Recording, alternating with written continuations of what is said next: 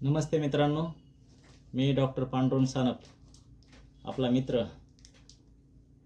तुम्हाला आज मी नीट 2024 या एक्झामबद्दल काही पॉईंट सांगणार आहे. एक दिवस आधी आपण काय करावे या परीक्षेची तयारी, त्याबद्दल तुम्हाला काही पॉईंट देणार आहे. ते आपण सविस्तर फॉलो करावेत, म्हणजे आपल्याला गडबड गोंधळ होणार नाही आणि आपली परीक्षा एकदम व्यवस्थितरित्या पार पडेल. आतापर्यंत तुम्ही 2 वर्ष जो अभ्यास केलेला आहे मित्रांनो, ते तुमच्या आयुष्याचं स्वप्न पूर्ण होण्यासाठी आपण अभ्यास केलेला आहे आणि ते स्वप्न पूर्ण करण्यासाठी उद्याची एक्झाम आहे. त्या 3 तासामध्ये तुम्ही केलेल्या 2 वर्षाचा अभ्यास आपल्याला तिथं करायचं आहे, सॉल्व करायचं आहे.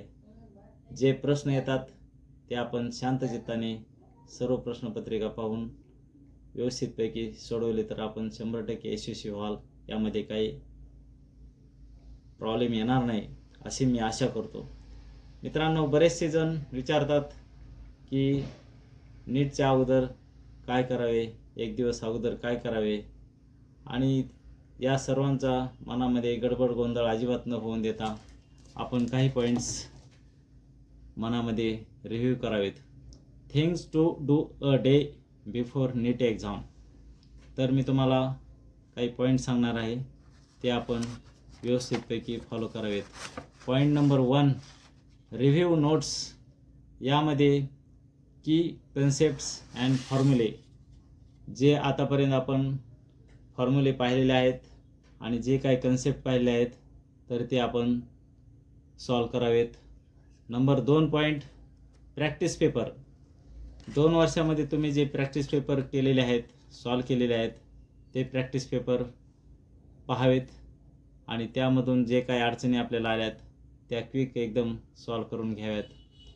नंबर 3 पॉईंट आहे, आतापर्यंतच्या ज्या एक्झाम झालेल्या आहेत त्यांचे क्वेश्चन सॉल्व करणं गरजेचं आहे, म्हणजेच ओव्हरव्ह्यू करायचे.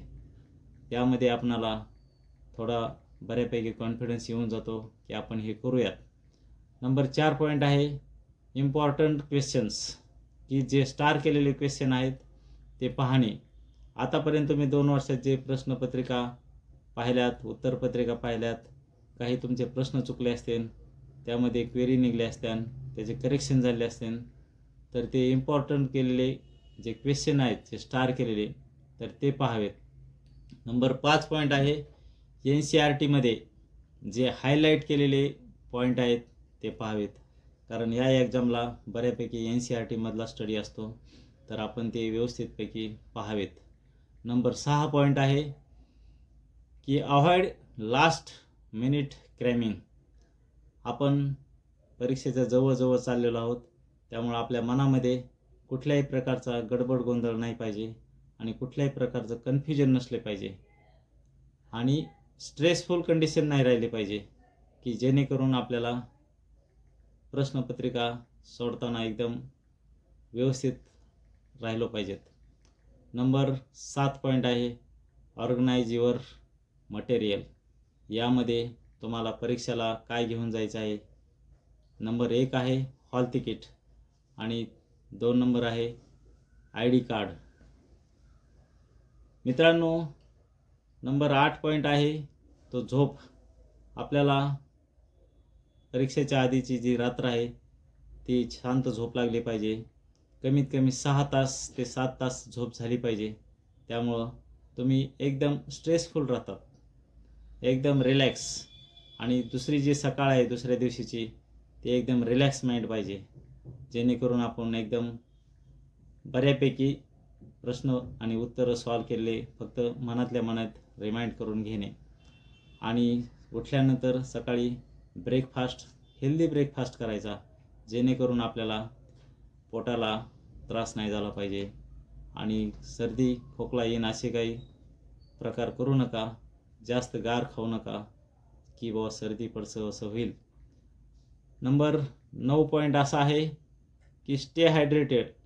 पाणी भरपूर पिणे गरजेचं आहे.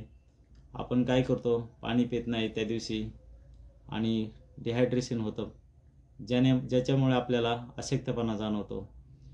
नंबर 10 पॉईंट जो आहे तो पॉझिटिव्ह माइंडसेट.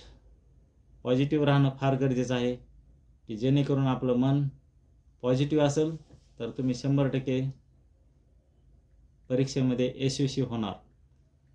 नंबर 12 पॉईंट असा आहे, तुमच्या परीक्षेचा एक्झाम सेंटरचा रूट तुम्ही अगोदरच प्लॅन करून ठेवणे. कोणत्या मार्गे कसे जायचे आहे, कुठून कसे जायचे. सर्व मुलांचे वेगवेगळे परीक्षा सेंटर असतात आणि त्याच्यासाठी 1 ते 1.5 तास अगोदर तुम्ही परीक्षा केंद्रावर पोहोचणं गरजेचं आहे. नंबर 13 पॉईंट आहे, stay positive.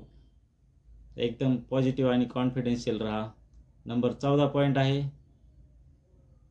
Stay away from stressful condition. तुम्ही स्ट्रेसफुल कंडिशन जे असते त्यापासून दूर राहा, जेणेकरून त्या दिवशी चिडचिड गडबड गोंधळ होणार नाही. अशा प्रकारे तुम्ही राहा. नंबर 15 पॉईंट असा आहे की टाईमचं मॅनेजमेंट.